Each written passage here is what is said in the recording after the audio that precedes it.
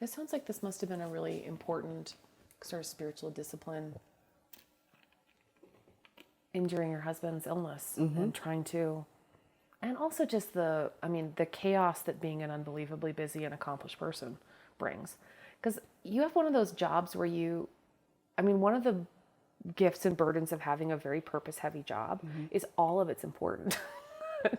It's not like you're, It really all is. things are good, but you're Right. not like counting beans in the corner. Yes. You're like trying to create the scaffolding for people's health and well-being.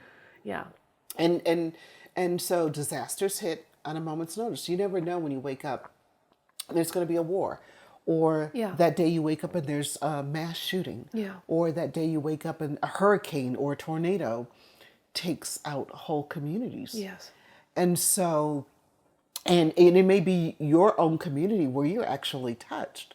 But what I see in my United Way colleagues is that they are so selfless.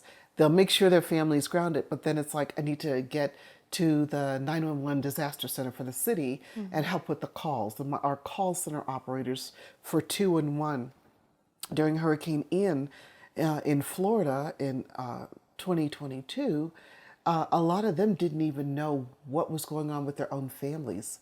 And they were coaching seniors on how to climb up onto their kitchen countertops because they're calling saying the water is coming into our house. What do we do? Or I had one of my CEOs say that a family was able to get her number and texted her to say, can you send water rescue? Everybody on our street were on our rooftops. And her having to text back, it's another 24 hours. So, and in the meantime, wondering, is my own family okay? How are they doing? And so that's this selflessness, service. I've got to help people in the moment. And that's what you see with my colleagues at United Way and the partners that we work with.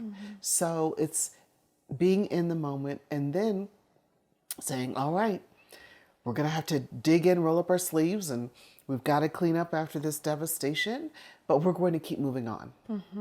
And my favorite phrase, and my husband always repeats, he's like, there you go again. I'm like, let's just keep it moving. We got to keep it moving. Yeah, let's just keep it moving is really, that's a really powerful response to tragedy. Let's just get some traction under these feet. One of the most common afflictions of the people that are service-minded is, there's all kinds of language for it, but like burnout, soul weariness, Yes. but a sense of not being sure how, with the resources they have, that they can keep meeting their own purpose-filled desires. And then you're like, well, it just runs out. So I kind of want to ask you the same question in two ways. Could you answer it psychologically, as if this were an answer about self-care? Hey, there are practical things that people do to whatever. But then I kind of want to ask you, but spiritually too. You're a pastor. You're someone who thinks about and we often have kind of people who need the practical tips and just are kind of, it opens up an existential question in them. Especially you see this with people like pastors or chaplains or even in the health profession. The first thing that we have to recognize is that we're not saviors. So like in the Christian tradition, I'm not the little Jesus. Now, because when you get into that mode, you get into this mode of what I consider to be pride. Right. This person needs me. And They are not going to progress unless I do X, Y, and Z. And and it is so subtle because our hearts and our intentions are pure, but we can easily slip into this, they need me, therefore I must. So what I do is I stop and ask God, is this something that I should intervene in or do something about? Or am I just supposed to stay and encourage the person, but allow them to go through? And so it's about putting boundaries in place. what are the boundaries that you put in place so that you're not on 24/7 and drained personally? And do you have a do not disturb that you turn on your phone? Do you tell the people that you work with that, hey, I can't Yeah. meet your need at Yeah. this moment. Yeah. And, but here's a service that can provide support, or here's somebody else that can facilitate the need that you have, because people are always in crisis. Yeah. And then what do you Yeah. do in terms of, as you were saying, the self-care piece?